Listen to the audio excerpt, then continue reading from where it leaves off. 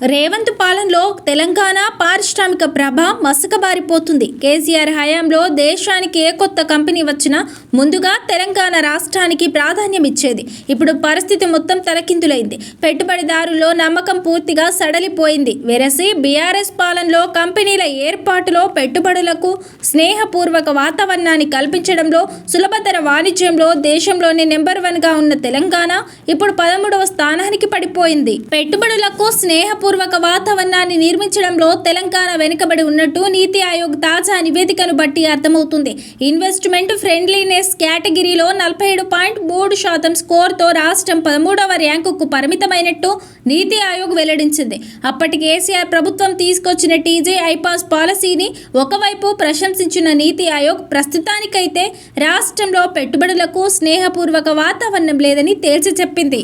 ముఖ్యంగా రాష్ట్రంలో కొత్తగా ఏదైనా కంపెనీ ప్రారంభించాలంటే ఆర్థికంగా పెనుభారంగా మారిందని, కంపెనీ సెటప్కు కూడా ఎక్కువ సమయం వేచి చూడాల్సిన పరిస్థితి నెలకొందని కుండబద్దలు కొట్టినట్టు చెప్పింది. ఎడాపెడా విధిస్తున్న పన్నులతో రాష్ట్రంలో వాహన రంగం గడ్డు పరిస్థితులను ఎదుర్కొంటున్నట్టు తెలిపింది. రాష్ట్రంలో పెరుగుతున్న క్రైమ్ రేట్ పెట్టుబడిదారుల్లో భయాన్ని కలిగిస్తున్నట్లు అభిప్రాయపడింది. మొత్తంగా స్నేహపూర్వక పెట్టుబడుల వాతావరణాన్ని కల్పించడంలో మిగతా రాష్ట్రాలతో పోలిస్తే తెలంగాణ మరింత మెరుగైన ప్రగతి సాధించాల్సిన అవసరం ఉందని నీతి ఆయోగ్ తేల్చి చెప్పింది.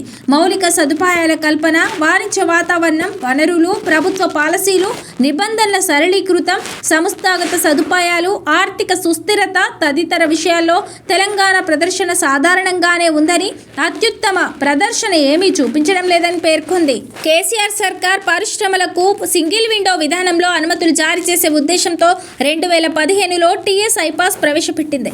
ఆన్లైన్ ద్వారా ఒకే దరఖాస్తుతో నిర్ణీత గడువులోగా అన్ని రకాల అనుమతులు మంజూరు అవ్వడమే దీని ప్రత్యేకత. 2014-15 నుంచి 2025-26 వరకు టీఎస్ ఐపాస్ ద్వారా 28,078 పరిశ్రమలకు అనుమతులు మంజూరు కాగా 3 లక్షల కోట్లకు పైగా పెట్టుబడులు వచ్చాయి. తద్వారా 19 లక్షల ఉద్యోగ ఉపాధి అవకాశాలు లభించాయి. బీఆర్ఎస్ పాలనలోనే Amazon, TCS, Deloitte, Infosys, Accenture, Wipro, Microsoft, IBM వంటి కంపెనీలు అతిపెద్ద కార్యాలయాలను హైదరాబాద్లో ఏర్పాటు చేసుకున్నాయి. Novartis, GSK, doctor Reddy's labs, Aurobindo, Hetero వంటి ఔషధ కంపెనీలు, అల్పాలాస్, బ్యాండ్రోన్, బెండిన్ వంటి లైఫ్ సక్సెస్ కంపెనీలు హైదరాబాద్ కేంద్రంగా కార్యకలాపాలు చేపట్టాయి. ఔషధ కంపెనీలకు కేంద్రంగా ఉన్న జీనోమ్ వ్యాలీని కేసీఆర్ సర్కార్ గణనీయంగా విస్తరించడమే కాకుండా వైద్య పరికరాల కోసం సుల్తాన్పూర్లో ప్రత్యేకంగా మెడికల్ డివైసెస్ పార్కును ఏర్పాటు చేసింది. యంగ్ వన్, కిటెక్స్ వంటి అంతర్జాతీయ దిగ్గజ కంపెనీలు రాష్ట్రంలో పరిశ్రమలు ఏర్పాటు చేశాయి. బీఆర్ఎస్ పాలనలో తెలంగాణ ఈజ్ ఆఫ్ డూయింగ్ బిజినెస్లో పలుమార్లు దేశంలోనే నెంబర్ 1 ర్యాంక్లో నిలిచింది.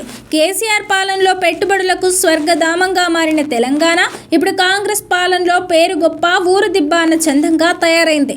ఈ విషయాన్ని కప్పిపెట్టిన రేవంత్ సర్కార్ ఒప్పందాలు లక్షల కోట్ల స్థాయిలో ఉన్నట్టు అబద్ధ ప్రచారాలు చేస్తుంది.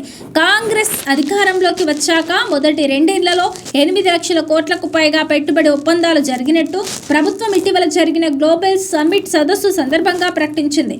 డిసెంబర్ 2023 నుంచి డిసెంబర్ 2025 మధ్య టీజీఐఏసీ ద్వారా 998 యూనిట్లకు భూములు కేటాయించగా ఆ యూనిట్లు పెడుతున్న పెట్టుబడులు 88,534 కోట్ల రూపాయలని తాజాగా ప్రభుత్వం విడుదల చేసిన సోషియో ఎకనామిక్ అవుట్లుక్ 2026 ద్వారా బయటపడింది. అంటే ఇప్పటివరకు జరిగిన ఒప్పందాల్లో 10% వరకు కంపెనీలు మాత్రమే ప్రారంభించేందుకు ముందుకొచ్చినట్టు అర్థమవుతుంది. సీఎం రేవంత్ రెడ్డి తీసుకున్న ఏకపక్ష నిర్ణయాలే పెట్టుబడులపై తీవ్రమైన ప్రభావాన్ని చూపించినట్టు నిపుణులు అభిప్రాయపడుతున్నారు.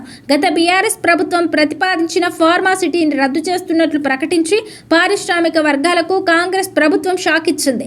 దాదాపు అన్ని అనుమతులు వచ్చి పరిశ్రమల ఏర్పాటుకు సిద్ధంగా ఉన్న 16,000 ఎకరాల ఫార్మాసిటీని రద్దు చేయడమేంటని పారిశ్రామిక వర్గాలు ఆశ్చర్యం వ్యక్తం చేశాయి. అనంతరం హైడ్రో పేరిట కూల్చివేతలు చేపట్టడం రియల్ ఎస్టేట్ రంగాన్ని కుదేలయ్యేలా చేసింది. ఇది కూడా కొత్త పెట్టుబడులకు ప్రతిబంధకంగా మారింది. పెరుగుతున్న క్రైమ్ రేట్, ప్రభుత్వ అనుమతుల్లో జాప్యం కారణంగా తెలంగాణలో కంపెనీల స్థాపనకు పెట్టుబడిదారులు ఉత్సాహం చూపడం లేదని నిపుణులు చెబుతున్నారు. ఈ క్రమంలోనే Corning International Corporation, Kaynes Semicon, Premier Energies వంటి దిగ్గజ కంపెనీలు ఇతర రాష్ట్రాలకు తరలి వెళ్లినట్టు అభిప్రాయపడుతున్నారు.